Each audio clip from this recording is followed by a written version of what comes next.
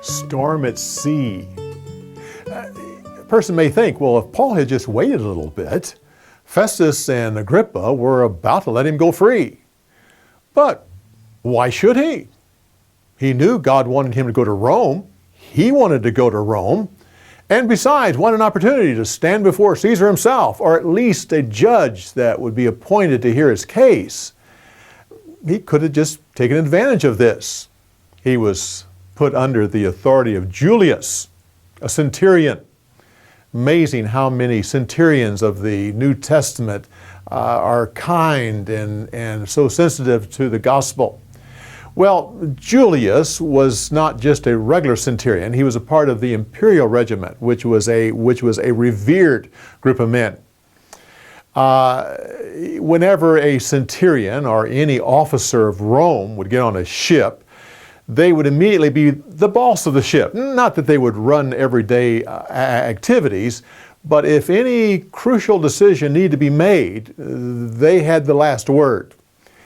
They left Caesarea and went up the coast.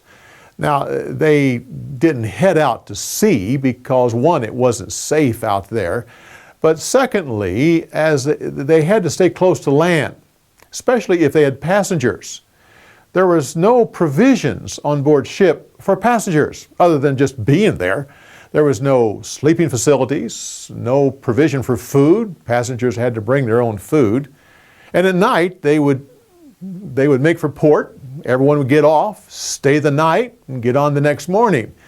It says that Julius was kind to Paul and allowed him to go to his friends. Julius wasn't afraid that Paul was going to try to escape.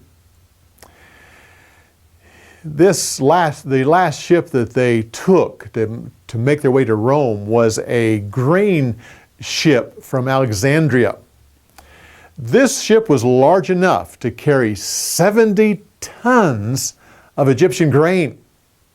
Now, Rome imported upwards to 150,000 tons of grain from Egypt every year. There was constant ships that were going this way. And so imagine when they had to throw their cargo overboard, 70 tons of grain lost.